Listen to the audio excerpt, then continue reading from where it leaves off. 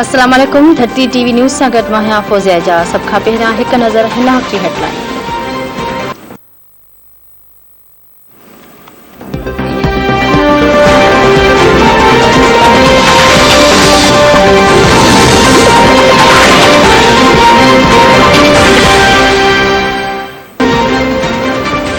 पंजाब सरकार पारां फरह गोगी ऐं अहसन जमील खे वापसि आणण जो ऐलान। पंजाब जे सूबाई वज़ीर अता तारड़ चयो त फरह गोगी जी करप्शन पोयां असल किरदार इमरान खान आहे। इमरान खान मुल्क में मनी लॉन्ड्रिंग जो नओं तरीक़ो मुतारिफ़ करायो।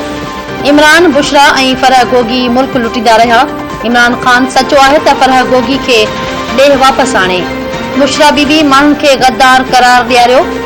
ख़बर इहा आहे त बनी गाला जो ख़र्च वज़ीर आज़म मां भरियो वेंदो हो।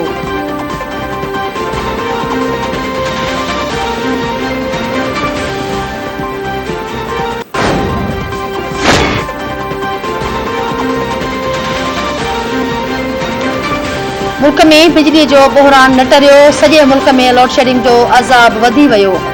शहरनि में 6 खां 8 कलाक बिजली बंदि थियण मामूल बणिजी वई। ॿिए में 8 खां 10 कलाकनि ताईं बिजली बंदि थियण लॻी।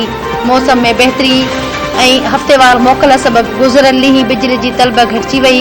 बिजली जी तलब ऐं रसद में फ़र्क़ु 6000 मेगावाट थी वियो।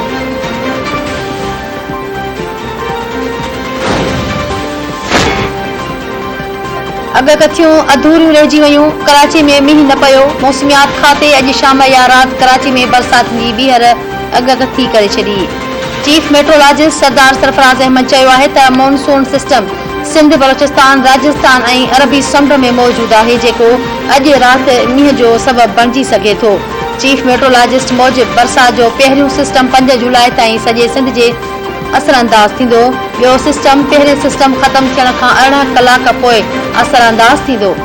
शहरी इंतिज़ामिया पारां कराची में नालनि जी सफ़ाई अञा ताईं न कराई वई। अहम शाहराहनि ऐं इमारतुनि ते लॻल बिल बोर्ड्स ऐं होर्डिंग्स बि न हटाया विया।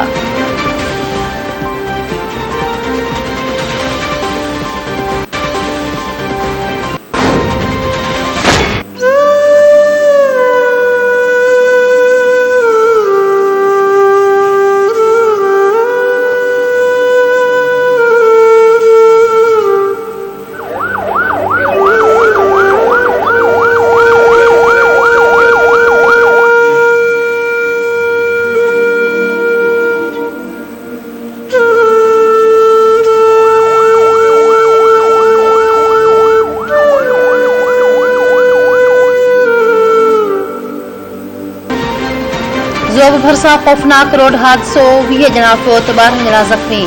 रावलपिंडीअ खां कोयटा ईंदड़ सदाबहार बस तेज़ रफ़्तारी ऐं बरसात सबबि शीरानी जे इलाक़े में खाही में किरी पई। असिस्टेंट कमिश्नर ज़ोब मूजिबि हादिसे में 20 ॼणा हयाती विञाए वेठा। फौतनि जा मढ़ ऐं 12 ज़ख़्मियुनि खे ज़ोब इस्पताल मुंतक़िल कयो वियो। इस्पताल में एमरजेंसी लागू। वज़ीर आज़म शहबाज शरीफ़ पारां वाक़िए ते ॾुख जो इज़हार। शहबाज शरीफ़ ज़ख़्मियुनि खे बहितरीन सहूलतूं फ़राहम करण जी हिदायत करे छॾी।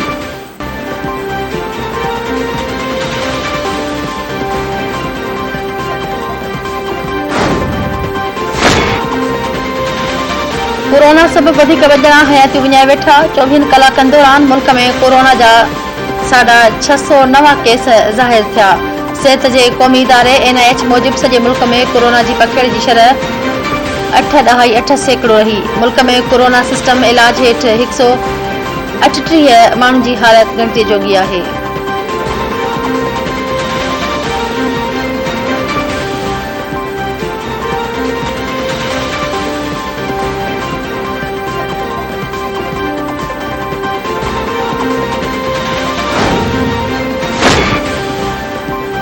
लाड़काने भरसां पुराणे तकरार तां PTI अॻवान जी औताक ते हथियारबंदनि काह करे हिकु ॼणे खे क़त्ल करे छॾियो। ॻोठ थड़ी छुट्टो में हथियारबंदनि आमिर ज़ुहैब जतोई जी औताक ते काह करे फायरिंग कई। गार्ड मुजाहिद बुगड़ी मारिजी वियो। पीपल्स पार्टी अॻवान आमिर ज़ुहैब जतोई ज़ख़्मी थी पियो।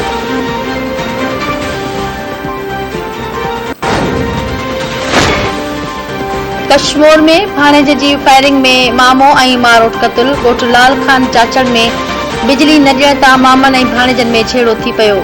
फायरिंग में गोहराम चाचड़ ऐं संदसि धीउ मारिजी विया। 4 ॼणा ज़ख़्मी, हिक ज़ख़्मी जी हालत ॻणितीअ जोगी। इतलाह ते पुलिस पहुची मक़तूलनि जा मड़ ऐं ज़ख़्मियुनि खे इस्पताल मुंतक़िल करे छॾियो। वाक़े बाद धुरियुनि में छिकताण बरक़रार, इलाक़े में ॾहकाउ पखिड़िजी वियो।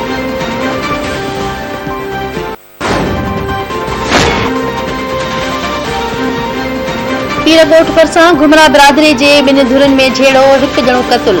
ॻोठ फतेहुल्ला घुमरो में संगावती तकरार तां झेड़े में अली बख्श घुमरो मां अची वियो। इम्तियाज़ ज़ख़्मी, इतलाह ते पुलिस पहुची मक़तूल जो मड़ ऐं ज़ख़्मी खे इस्पताल मुंतक़िल करे छॾियो। घोटकी भरिसां हथियार बंदनि हथां 2 ॼणा मुबैना अगवा।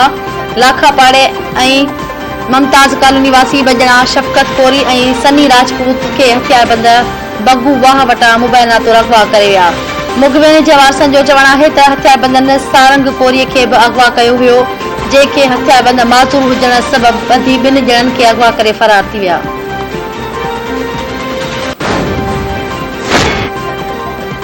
सिंध में ज़रई पाणी जी खोट बरक़रार, मुख़्तलिफ़ शहरनि में आबादगारनि जा एहतिजाजी मुज़ाहिरा। सिजावल, गोलारची ऐं ॿियनि शहरनि में आबादगारनि पारां एहतिजाजी मुज़ाहिरा कया विया। पाणी खोट ख़िलाफ़ सख़्त नारेबाज़ी। एहतिजाज कंदड़नि जो चवणु आहे त पाणी खोट सबबि फ़सुल तबाह थी रहिया आहिनि। पाणी खोट ख़तमु करे फ़सुलनि खे तबाह थियण खां बचाए वञे।